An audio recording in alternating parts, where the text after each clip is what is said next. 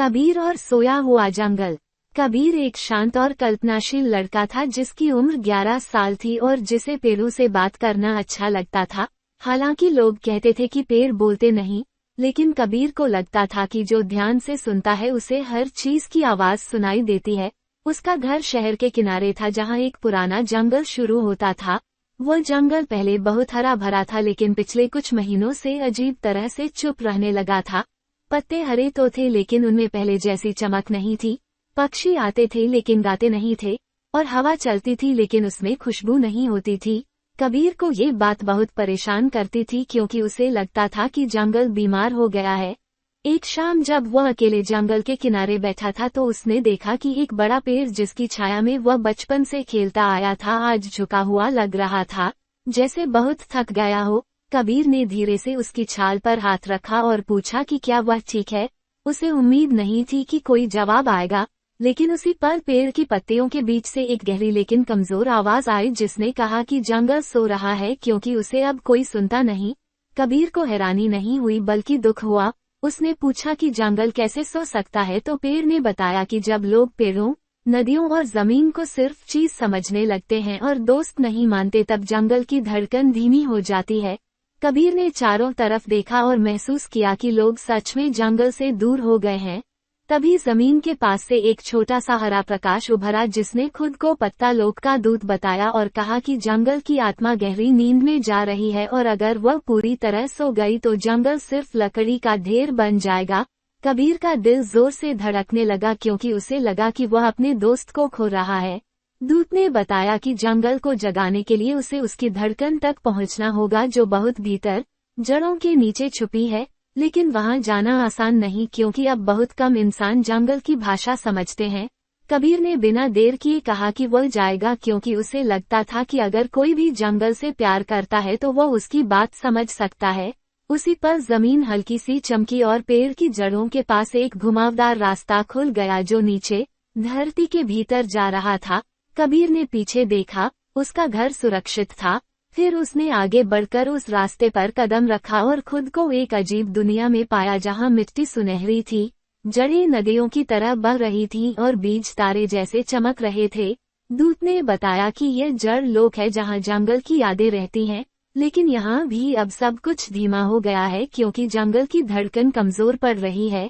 कबीर ने देखा कि कुछ जड़ें सूखी हुई हैं और कुछ बीज बुझते जा रहे हैं। तभी दूर से एक भारी थकी हुई आवाज आई जिसने कहा कि वह जंगल की आत्मा है और अब वह थक चुकी है, क्योंकि इंसानों ने उसे सुनना छोड़ दिया है। कबीर ने पहली बार महसूस किया कि यह सिर्फ पेड़ों की कहानी नहीं बल्कि भरोसे की कहानी है। और उसी पल पूरी धरती में हल्की सी कंपन हुई, जैसे किसी का दिल बहुत धीमी गति से धड़क रहा हो। कबीर समझ गया कि अगर उसने जल्दी कुछ नहीं किया तो जंगल की यह धड़कन हमेशा के लिए रुक सकती है। कबीर जड़ लोक की सुनहरी मिट्टी पर खड़ा था और चारों ओर फैली चमकती जड़ों को देख रहा था, जो कभी मजबूती से धड़कती थी लेकिन अब थकी हुई नसों जैसी लग रही थी। पत्ता लोक के दूत ने बताया कि यही वे रास्ते हैं जिनसे जंगल की आत्मा हर पेड़, हर पत्ते और हर पक्षी तक जीवन भेजती है। लेकिन अब ये रास्ते धीरे धीरे सूख रहे हैं, क्योंकि ऊपर की दुनिया ने जंगल को सुनना बंद कर दिया है।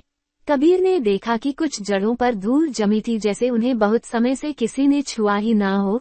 तभी सामने एक विशाल वृक्षाकार आकृति उभरी, जिसकी आंखों में सदियों की थकान थी और जिसकी आवाज गहरी लेकिन कमजोर थी। उसने खुद को वन हृदय बताया और कहा कि वह जंगल की आत्मा है और अब उसकी धड़कन धीमी पड़ रही है, क्योंकि इंसानों ने जंगल को साथी नहीं बल्कि साधन समझना शुरू कर दिया है। कबीर ने पूछा कि क्या जंगल सच में मर सकता है, तो वन हृदय ने उत्तर दिया कि जंगल तब नहीं मरता जब पेड़ कटते हैं, बल्कि तब मरता है जब उसे महसूस करना बंद कर दिया जाता है।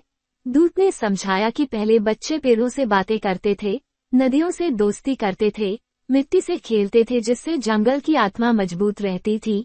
लेकिन अब लोग जल्दी में रहते हैं और जंगल को देखने की बजाय उसे पार कर जाते हैं। कबीर को अपने शहर के लोग याद आए जो जंगल के पास से गाड़ी में तेजी से निकल जाते थे।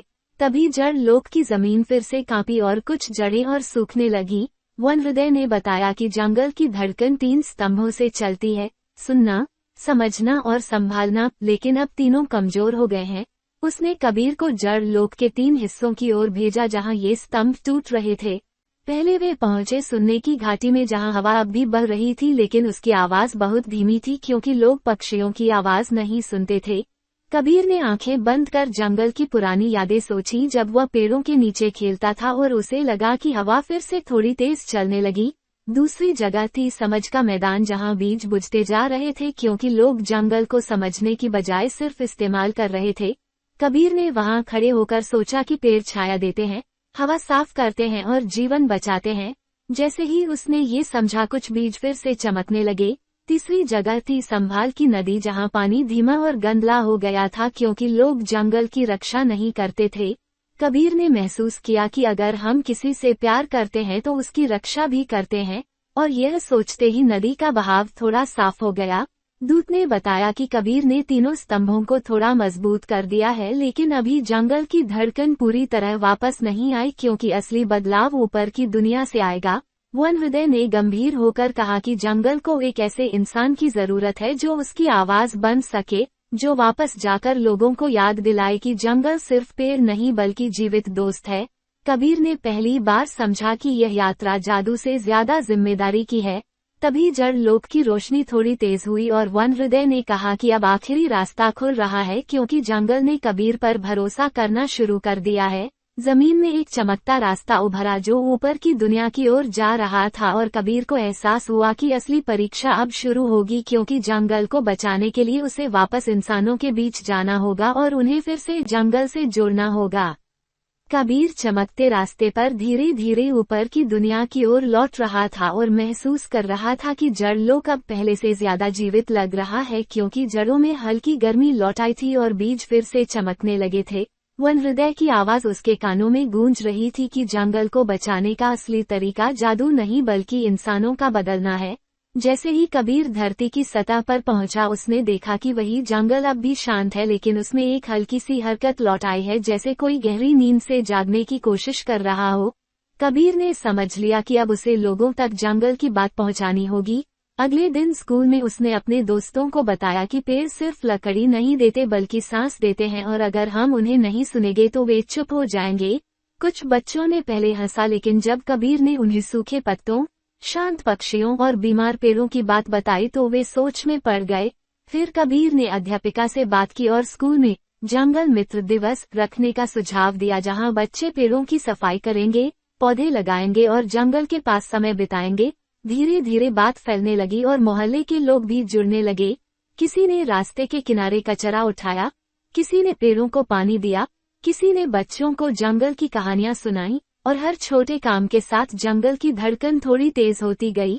कुछ ही दिनों में पक्षी फिर से गाने लगे, हवा में खुशबू लौटी और पत्तों में चमक आ गई। दूर जड़ लोक में वन हृदय ने राहत की सांस ली क्योंकि उसकी धड़कन अब मजबूत हो रही थी। कबीर को अब समझ आ गया था कि जंगल तभी जीवित रहता है जब कोई उसकी ओर देखता, सुनता और उसे अपना मानता है।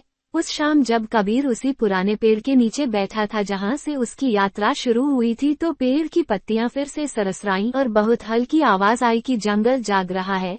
कबीर मुस्कुरा दिया क्योंकि अब उसे पता था कि दुनिया को बचाने के लिए हमेशा किसी दूसरी दुनिया में जाना जरूरी नहीं होता। कभी कभी बस लोगों को याद दिलाना ही काफी होता है कि प्रकृति कोई चीज नहीं बल्कि दोस्त है। और उसी दिन से जंगल फिर से हरा भरा होने लगा क्योंकि उसे एक बच्चा मिल गया था जो उसकी आवाज बन गया था।